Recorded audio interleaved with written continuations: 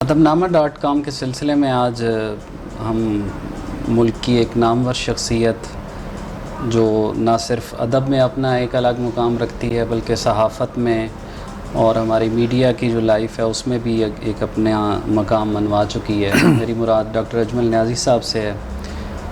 اجمل صاحب، آپ کو خوش آمدید ہمارے چینل کے اس پروگرام میں، اور ہماری خوش نصیبی ہے کہ آج آپ کے ساتھ ہم کچھ تھوڑی سی معمول کی باتوں سے ہٹ کر کچھ باتیں کریں گے.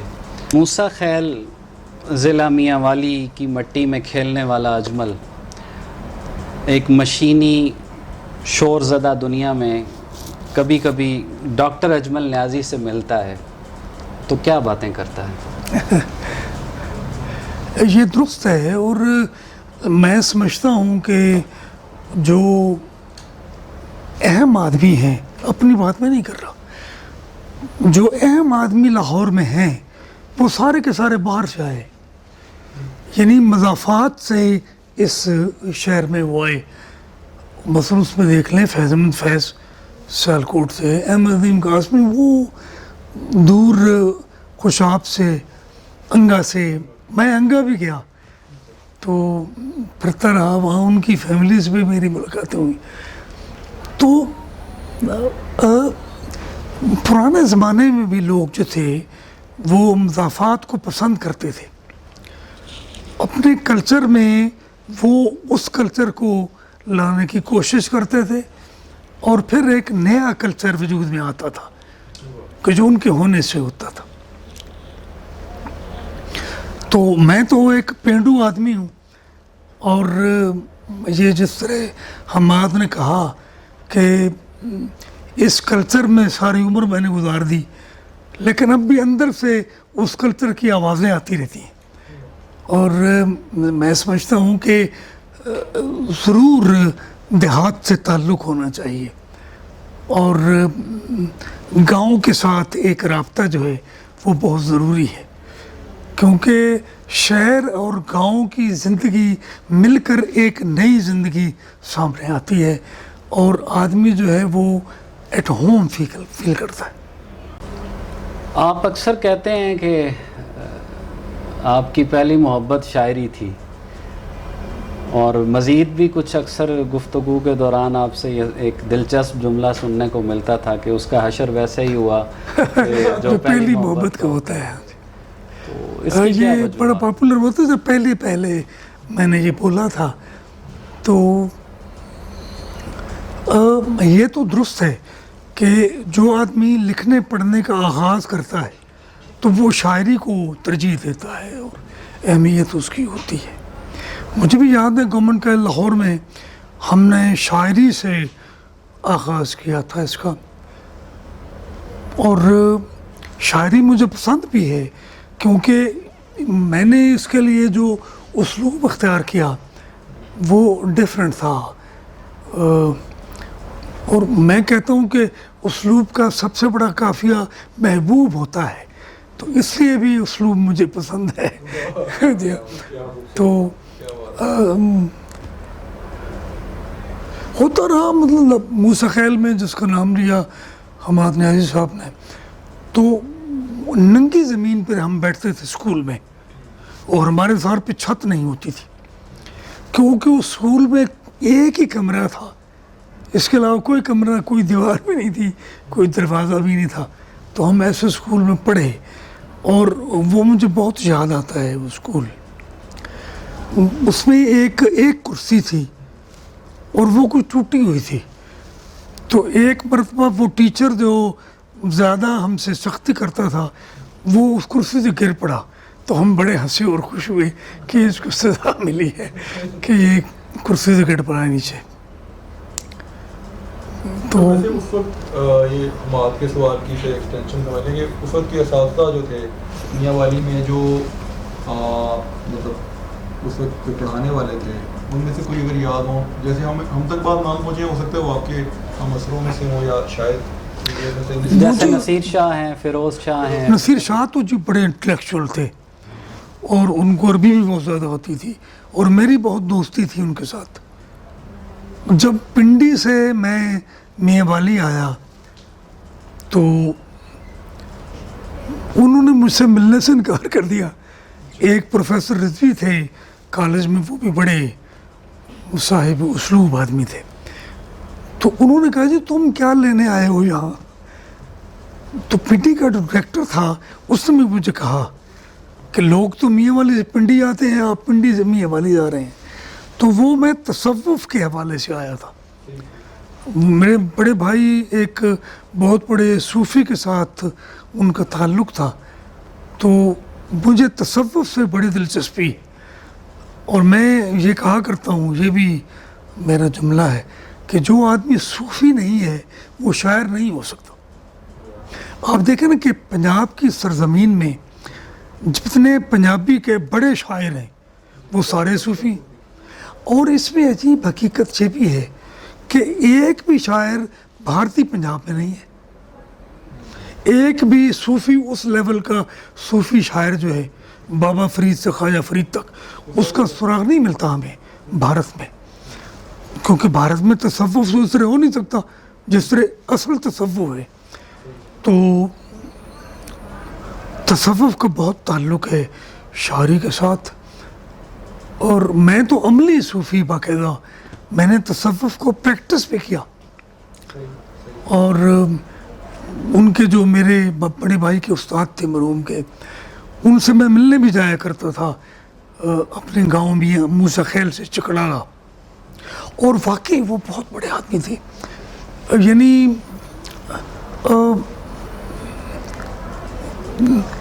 علم القلوب بھی اور علم ایمان بالغیب بھی, اور غائبانہ طور پر جو دنیا کی سیر ہے وہ بھی وہ کرتے تھے. یعنی روحانی دنیا کی طرف ان کا سفر جو ہے وہ بہت زیادہ تھا. اور اس سے ہمیں بھی کچھ ان کی صحبت میں رہتے رہتے یہ ادراک حاصل ہوا اور بہت لطف آیا اس سے. اور کئی لوگ تھے اس حلقے میں, یہ بات لمبی ہو رہی ہے میری, کہ جو یعنی اس دیوار کے باہر کی دنیا بھی دیکھ لیتے تھے, اور اندیکھی دنیاؤں کے بارے میں بھی ان کا سراغ تھا بہت, اور انجانی جو کیفیتیں ہیں ان کے بارے میں بھی ان کا کئی لوگوں کا علم تھا. کہتے ہیں کہ تصوف برائے شعر گفتگو بس والا جو ہے شاعری کا ریلیشن بن جاتا ہے. اور شاعری سے ریلیشن ہے اس کا, بالکل ہے, اور اس کو اگنور نہیں کیا جا سکتا. ویسے بھی شاعری کے لیے وہ منیر نیازی میرے قبیلے کا سردار, میں اس کو اپنے قبیلے کا سردار کہتا ہوں, اگرچہ وہ میاں والی نیازی قبیلے کے ساتھ کوئی تعلق نہیں ہے. اور یہ بھی میرا خیال ہے کہ پاکستان میں منیر نیازی سے زیادہ تخلیقی انسان جو ہے کوئی نہیں ہے. شاعری میں آپ موازنہ کر سکتے ہیں لوگوں کے ساتھ, لیکن جو تخلیقی کیفیت ان کے پاس تھی وہ میں نے کہیں نہیں دیکھی. اور مجھے بہت موقع ملا ان کے پاس بیٹھنے کا, ان کا اعتماد ضائع کرنے کا, ان کی باتیں سننے کا. وہ خاموش سے رہتے تھے, لیکن جب بولتے تھے تو دلوں کے دروازے کھولتے تھے.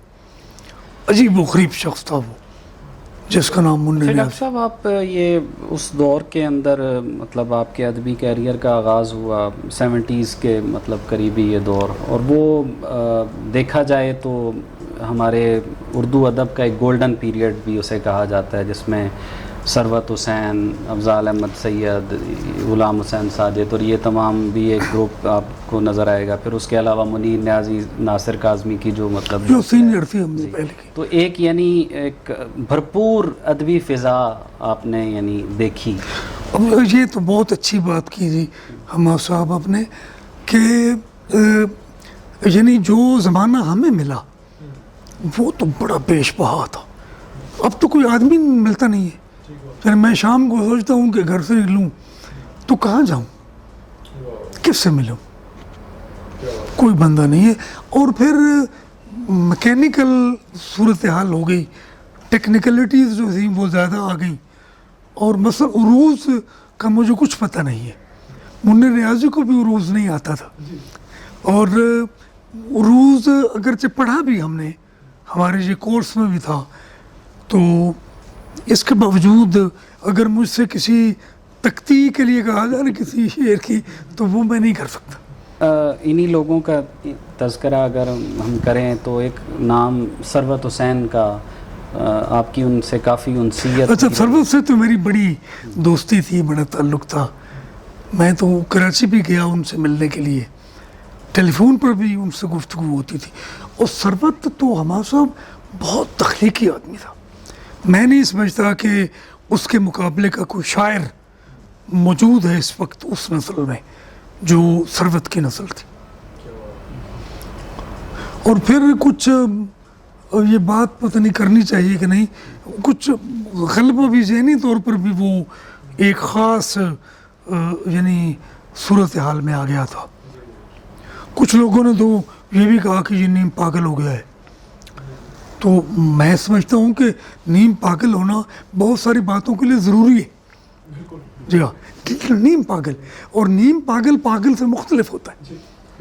कि उनकी जो वफ़ात के बाद जो किताबें शाये हुई, जी जी, उनमें से एक कटोरा पानी का जो बादशाह ने लिखा है, तो वो उसके बारे में कुछ बताइए। मैं समझता हूँ जी ये बड़ी खुशकिस्मती थी मेरी कि सरवत के बारे में मैंने कुछ बातें लिखी। वो मेरे पसंद के आदमी थे और शायरी भी उनकी मुझे हांट करती है। जिस तरह की मतलब मुनीर न्याज़ी हैं, सरवत हुसैन हैं, और ये आपके पसंदीदा लोगों में से हैं, तो इसके पस मंज़र में कहीं आपकी जमाल पसंदी मौजूद है? अच्छा, नहीं, यानी हम क्या कह सकते हैं कि अजमल न्याज़ी एक जमाल पसंद इंसान है? बिल्कुल, रोमांटिक होना जो है वो बहुत ज़रूरी है। वैसे भी ज़िंदगी गुजारने के लिए भी मैं समझता हूँ कि रोमांटिक होना बड़ा ज़रूरी है। मतलब रोमांटिक से अगली सूरत हाल जो है वो तो अपनी अपनी होती है ना, तो उसके बारे में तो कोई। वसी सेंस में आप कह रहे हैं? जी हाँ, मैं वसी सेंस में कह रहा हूँ। और आप देखें कि नासिर काज़मी वो आदमी था कि जिनसे गुफ्तगू करने का मौका मिलता था हमें।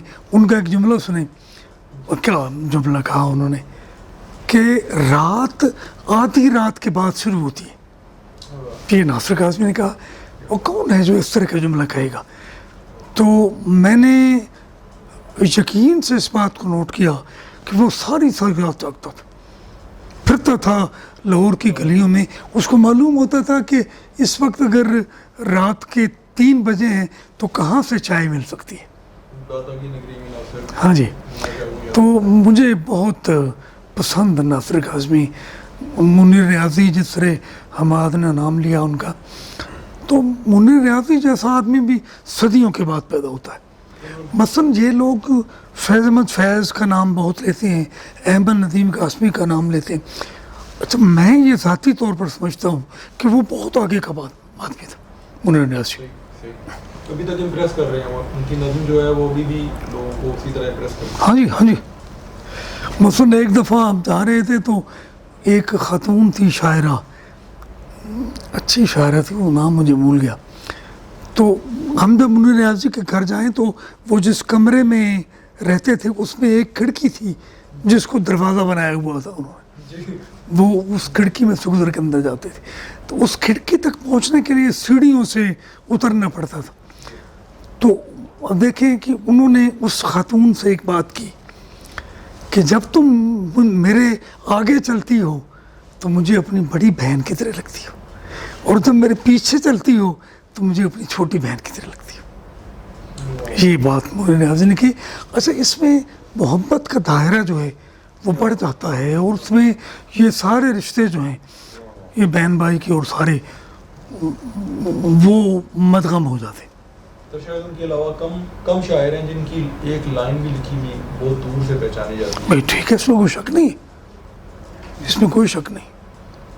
शायरी की तो मतलब बहुत सारी जहात वो आपकी ज़ुबानी हम सुनते रहते हैं। एक बड़ा शेर आपके नज़दीक क्या है? ये तो जी मेरा ख्याल है नाकाबिले बयान है कि बड़ा शेर क्या है। अच्छा, बड़े शेर लिखने के लिए एक तो आदमी की अपनी शख्सियत और फिर इसके अलावा और चीज़ों की शख्सियत जो है वो मिलती है, और इंसान की अपनी सलाहियत के अलावा उसको بنانے کے لیے، شعر کو بنانے کے لیے کئی چیزیں کام کرتی ہیں جو آپ کے اندر بھی ہوتی ہیں اور آپ کے باہر بھی ہوتی ہیں.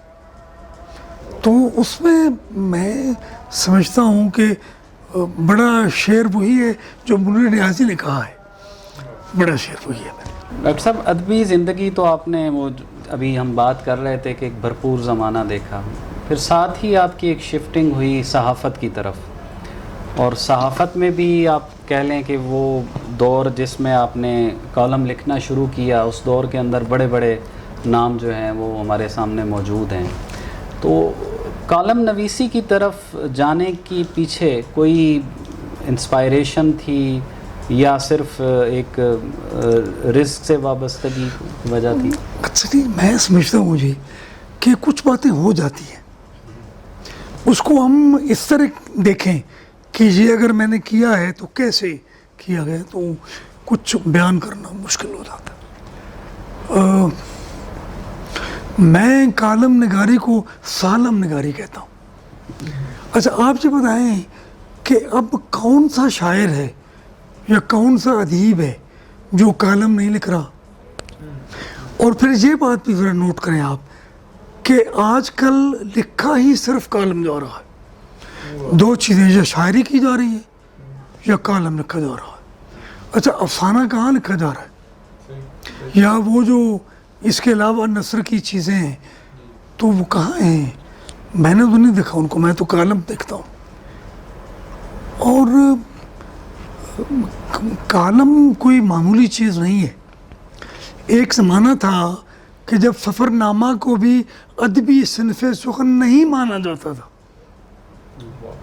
پھر سفر نامہ اس طرح سامنے آیا اور ہولڈ کیا اس نے اپنی تمام تر دلچسپیوں سے پڑھنے والوں کو کہ لوگوں نے سفر نامہ جو ہے ادبی صنف سخن مان لیا.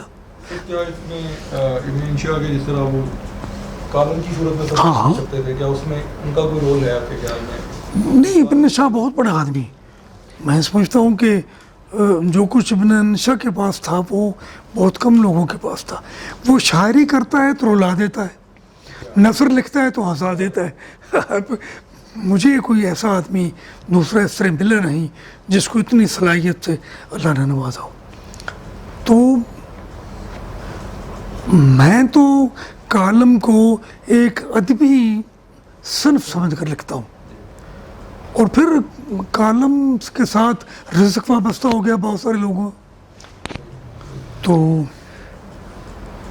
مثلا میں سمجھتا ہوں کہ مجھے کبھی کوئی چیز لکھنے کے پیسے نہیں ملے لیکن کالم لکھنے کے پیسے ملے.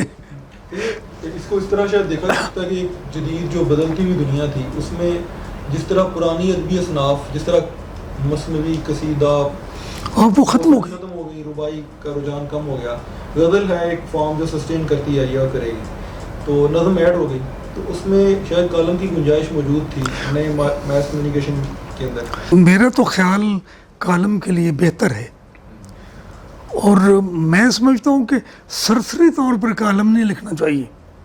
اس میں آپ اگر کوئی کیفیت لائیں اپنے اندر اور اس کو دیکھیں نا، احمد ندیم قاسمی نے کالم لکھا، منیر نیازی نے بھی کالم لکھا، اور باقاعدہ بہت سارے عرصے کے لیے لکھا کالم منیر نیازی. جی ہاں، اس کے پیسے ویسے بھی ملتے تھے ان کو، اور پیسوں کے معاملے میں ان کا ایک خاص رویہ تھا منیر نیازی کا. جب کبھی سیڈ ورک کرنا ہوتی تھی ان کو تو مجھے بلا لیتے تھے. تو ان دنوں شروع میں میرے پاس ایک سیکنڈ ہینڈ کار تھی، سرخ رنگ کی. جی بالکل، ہمارے کو معلوم ہے.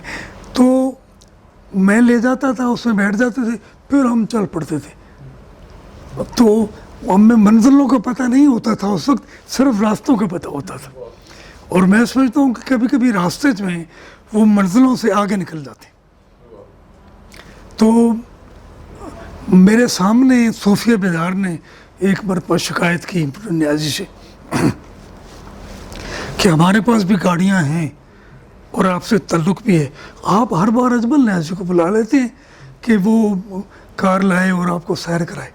تو منیر نیازی نے جو جملہ کہا وہ میرے لیے ایک بہت بڑا انعام ہے, بہت بڑی نعمت ہے میرے لیے. انہوں نے کہا کہ ایک اجمل نیازی ہے جس پر مجھے اعتماد ہے اور اس کے ساتھ مجھے تحفظ محسوس ہوتا ہے. یہ انہی کے جملے ہیں جو میں نے آپ کے سامنے دہرائے. تو سلم میں پھر دیکھا میں نے صوفی مزار کی طرف, تو میں نے کہا ہون بول. تو اوپر اچھا ڈاکٹر صاحب, یہ کسی بھی تخلیق کار کا مطلب جو اصل جوہر, وہ ویسے تو مطلب بہت ساری ہم اصناف میں طب آزمائی کرتے ہیں, شاعری میں بھی, نثر میں بھی, لیکن ایک صنف ایسی ہوتی ہے کہ جس میں انسان خود سمجھتا ہے اور پہچانتا بھی ہے کہ یہ اس صنف کے اندر میرا اپنا تخلیقی جوہر وہ بھرپور انداز میں سامنے آ سکتا ہے. تو آپ کے خیال میں شاعری یا نثر؟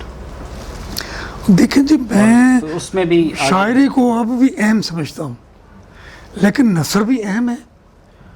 یہ آپ نثر کی اہمیت سے انکار نہیں کر سکتے, کیونکہ بہت سے لوگ ادب سے وابستہ ہوتے ہیں, شاعر نہیں ہوتے. تو ندیم قاسمی نے تو شاعری بھی کی, افسانہ بھی لکھا.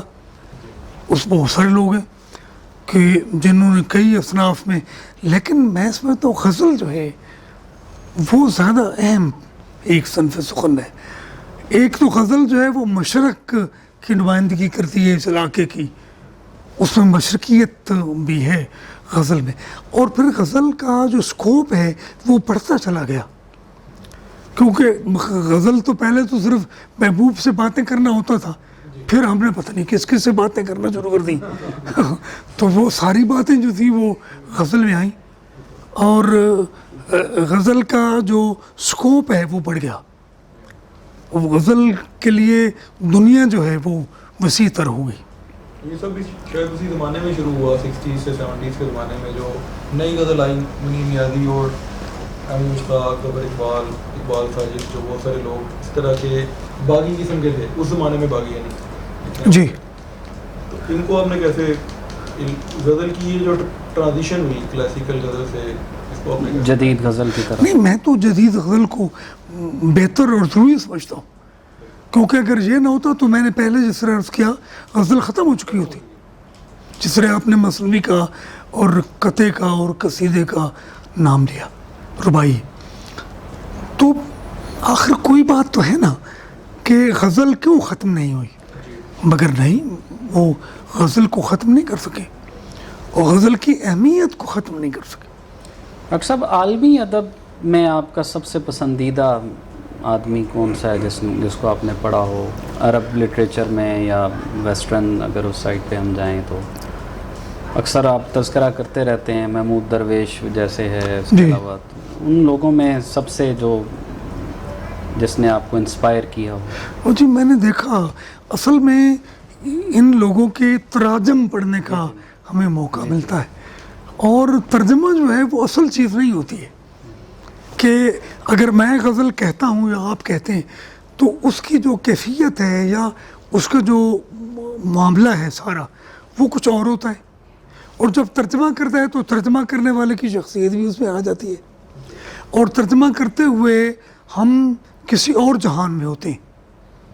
یا تو ترجمہ ترجمانی ہو, اور میں سمجھتا ہوں کہ ترجمہ کبھی ترجمانی نہیں بن سکتا. تو محمود درویش بھی میں نے بہت دیکھا اس کو, اور مجھے کیٹس زیادہ اچھا لگا کہ اس میں رومانوی ایک انداز بھی ہے. وہ تو کلاسک کو پڑھنے میں شیکسپیئر بھی اور اس طرح کے لوگ بھی آ گئے.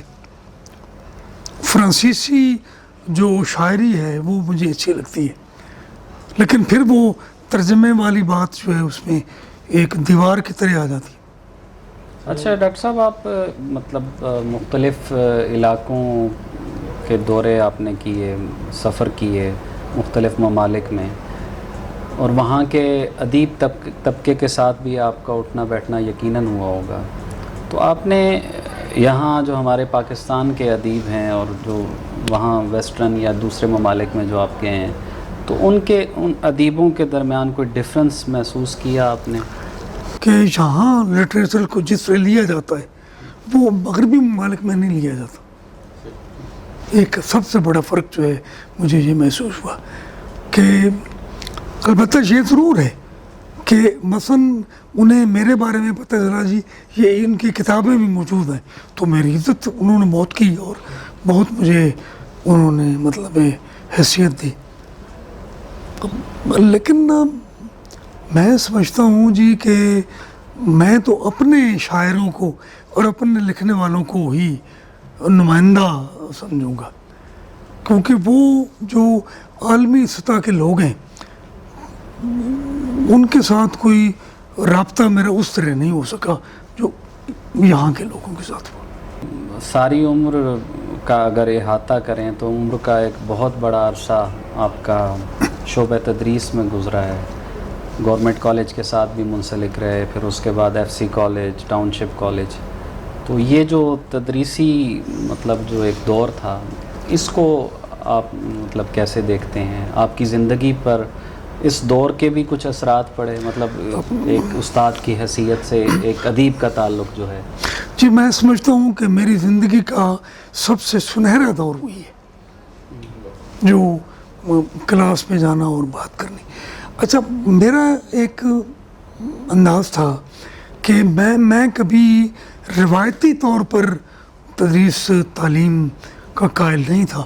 میں اشعار پڑھتا تھا، لطیفے سناتا تھا، اور وہاں موجود ہر لڑکے کو یہ موقع اور انیشیٹو دیتا تھا کہ وہ بات کرے.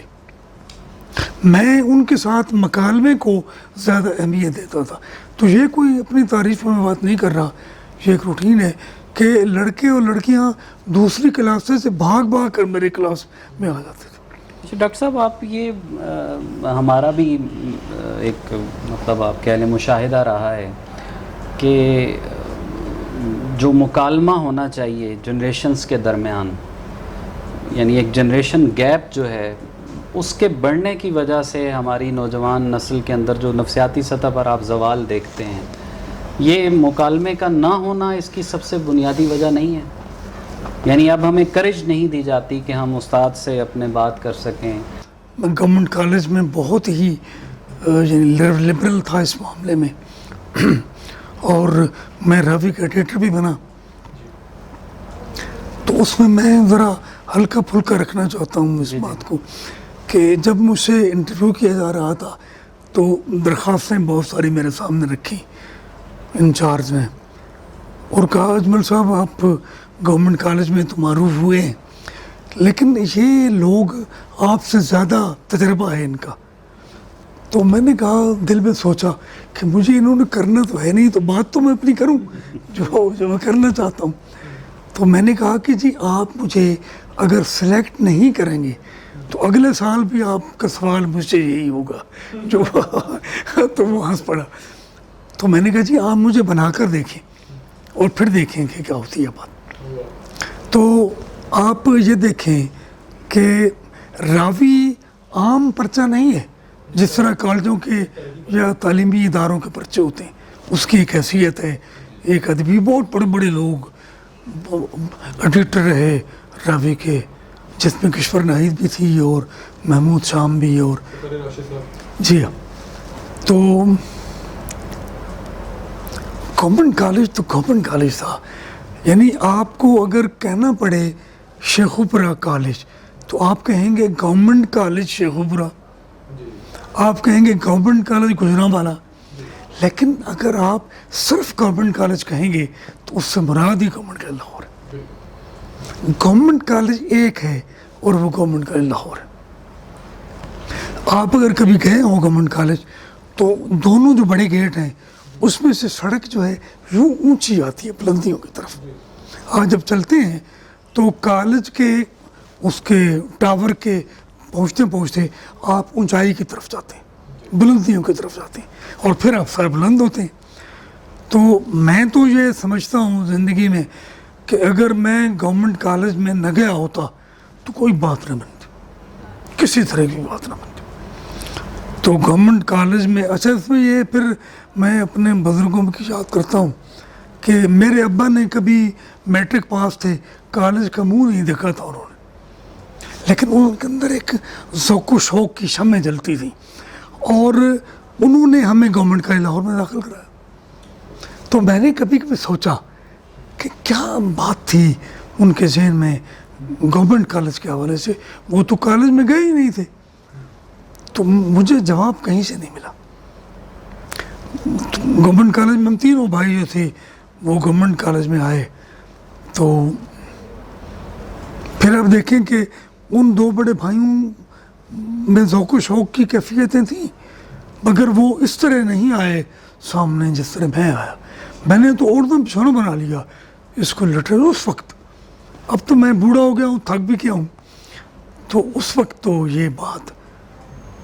یعنی اجمل نیازی آج اگر دیکھا جائے تو اس کو کبھی کبھی یہ محسوس ہوتا ہے کہ وہ تھک گیا ہے. مجھے وہ ایک نظم تھی, وہ کسی عالمی مرتبے کے شاعر کے بارے میں تھی, مجھے اس کا نام بھی بھول گیا ہے. یہ بڑھاپے کی نشانی ہے نا کہ بھول جاتا ہے آدمی.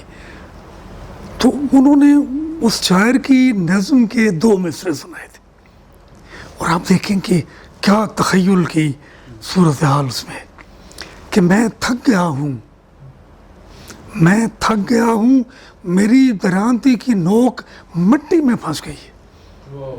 تو درانتی کی نوک تو مٹی میں نہیں پھنستی بھائی. تو وہ کہتا ہے کہ میں اتنا بوڑھا ہو گیا ہوں کہ میری درانتی کی نوک جو ہے وہ بھی مٹی میں پھنس گئی. تو تھکن بھی ایک ہے, کیونکہ مجھے لگتا ہے کہ تھکن لگن کی کوئی سوتیلی بہن ہے.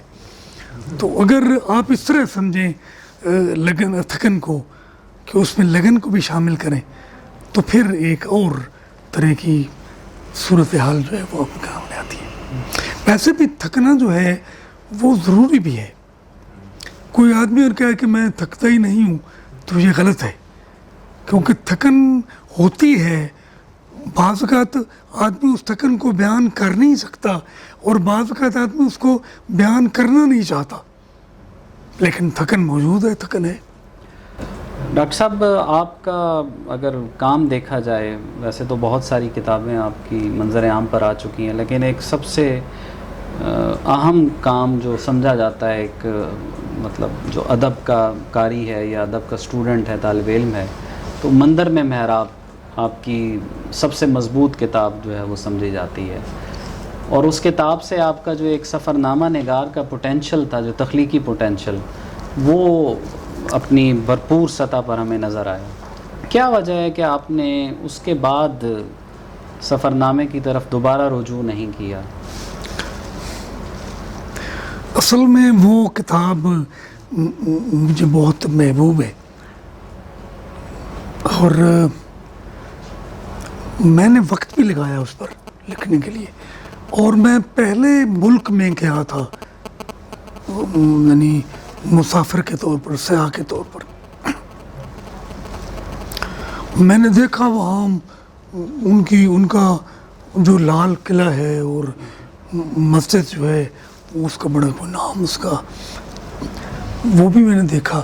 وہاں لوگوں سے بھی ملا, اور بھرپور طریقے سے. میں کوئی 29-31 دن انڈیا میں, اتنے دن میں کسی اور ملک میں نہیں رہا جتنا میں اس ملک میں رہا.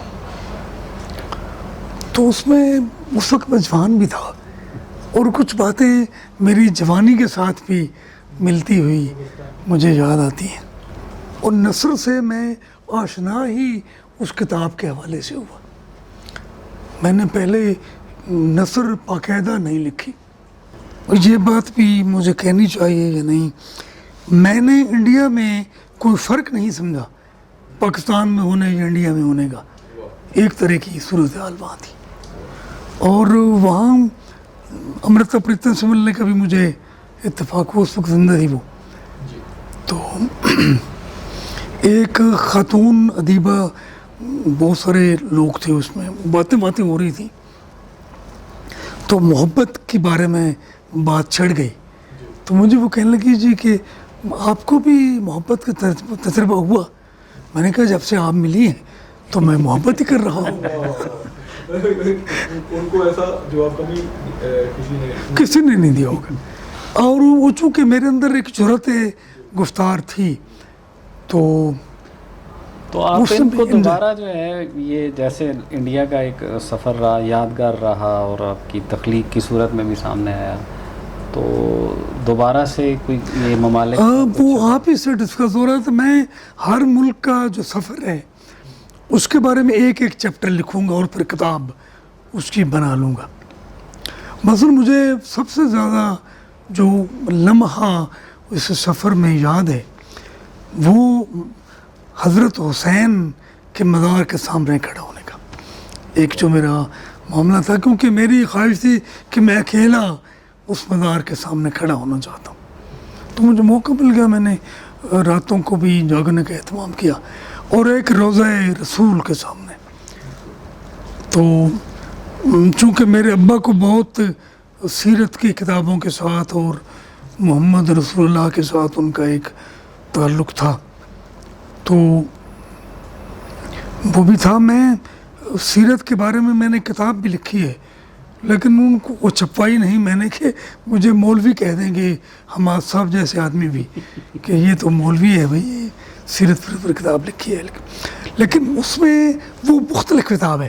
اس میں یہ ہے کہ محمد نے زندگی کیسے گزاری تھی, کیسے زندہ رہے, ان کا ریئیکشن کیا تھا, ریسپانس کیا تھا مختلف معاملات میں زندگی کے حوالے سے. تو اس کا تو کوئی جواب ہی نہیں. میں نے دیکھا جی کہ میں نے بہت پڑھا بھی اور ملکوں میں گیا بھی, لوگوں سے ملا بھی, لیکن میں حیران ہوں کہ وہ کیا آدمی تھا جی. سوائے حیرت کے میرے وہ کوئی تجربہ نہیں. ان سے محبت ہوتی ہے یا ان کے بارے میں جان کر حیرت ہوتی.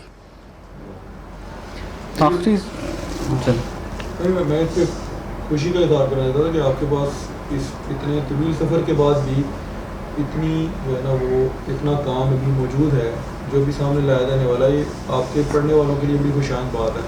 امید ہے کہ سامنے جو میں میرا ایران بھی گیا, عراق بھی گیا, سعودی عرب بھی, مصر بھی گیا, اور امام رضا شاہ جو علیہ السلام کا روضہ ہے ایران میں, وہاں بھی میں نے کچھ وقت گزارا. یہ سفر مجھے اچھا بھی لگا, لوگوں سے ملنا. اور جب عراق میں کربلا سے نجف اشرف آ رہا تھا تو بڑی سنسانی اور ویرانی تھی, اور مجھے اس کا دکھ ہوا بہت کہ کیا ملک تھا عراق اور اب کیا حال ہو گیا اس کا. اگر آپ کو کہا جائے کہ ڈاکٹر اجمل نیازی کون ہے تو 2 سطروں میں آپ اسے کیسے ڈیفائن کریں؟ میری تو اگر آپ کو 10 سطروں یاد ہو گیا بھائی کشرا نہیں, یہ بہت مشکل ہے. وہ تو بلے شاہ والا ہوگا نا کہ جانا میں کون. منیر نیازی کے 3 مصرے تھے. بیڑیاں تھاواں صوفیاں جا کے لیاں مل, او انہاں دے درد دی تاب نہ سکیاں چل. او انہاں دے درد دی تاب نہ سکیاں چل, اکو کوک فرید تھی سنجے کر کی تل. تو اس میں میرا خیال ہے کہ تصوف کی طرف کچھ رجحان لوگوں کا ہونا چاہیے, اور گہرائی میں دیکھنے کی خواہش جو ہے وہ مر نہیں جانی چاہیے, اور سوچتے رہنا چاہیے یہ کہ مجھے کیوں یہاں بھیجا گیا.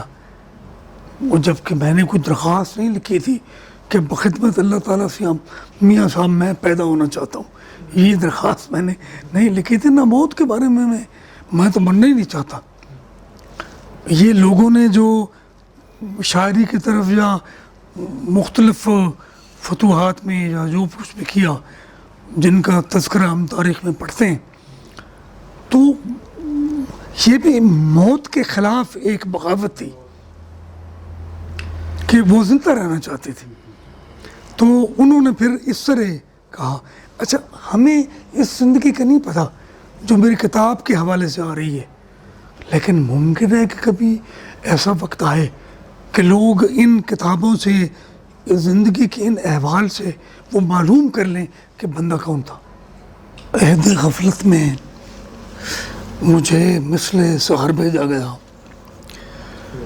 عہد غفلت میں مجھے مثل سحر بھیجا گیا, دیر تک سوئے ہوئے لوگوں کے گھر بھیجا گیا، دیر تک سوئے ہوئے لوگوں کے گھر بھیجا گیا، کربلائے عشق میں تیری نظر کے سامنے، کربلائے عشق میں تیری نظر کے سامنے جسم کے نیزے پہ رکھ کر میرا سر بھیجا گیا،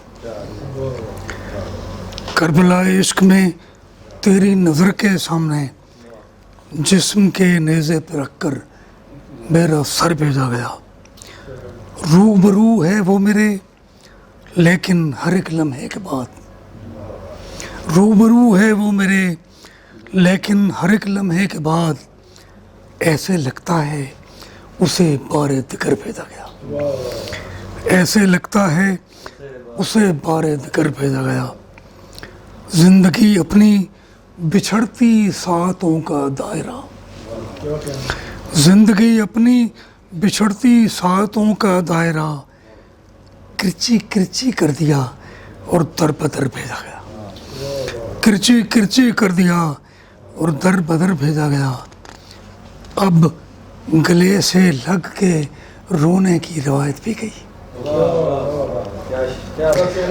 اب گلے سے لگ کے رونے کی روایت بھی گئی، شہر گریہ میں مجھے بے چشم تر بھیجا گیا، شہر گریہ میں مجھے بے چشم تر بھیجا گیا، وہ میرا ہمراز تو بنتا نہیں پھر کیوں اسے، وہ میرا ہمراز تو بنتا نہیں پھر کیوں اسے، غم کے سب رستوں پہ میرا ہم سفر بھیجا گیا، غم کے سب رستوں پہ میرا ہم سفر بھیجا گیا، دل دریا میں کھوج ملا ہے کچھ آباد جزیروں کا، دل دریا میں کھوج ملا ہے کچھ آباد جزیروں کا، درد کی تہ میں پایا میں نے کشف تری تصویروں کا، درد کی تہ میں پایا میں نے کشف تری تصویروں کا،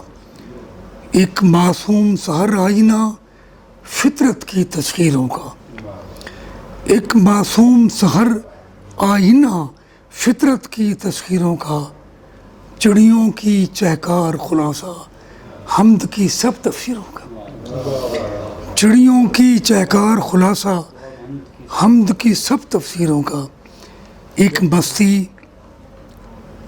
مستی ناخفتہ آنکھ میں لامحدود زمانوں کی، ایک مستی ناخفتہ آنکھ میں لامحدود زمانوں کی، ایک نشہ خوابوں سے پہلے خوابوں کی تعبیروں کا، ایک نشہ خوابوں سے پہلے خوابوں کی تعبیروں کا، یادوں کے اخلاص میں پنہاں راز جمیل جہانوں کے،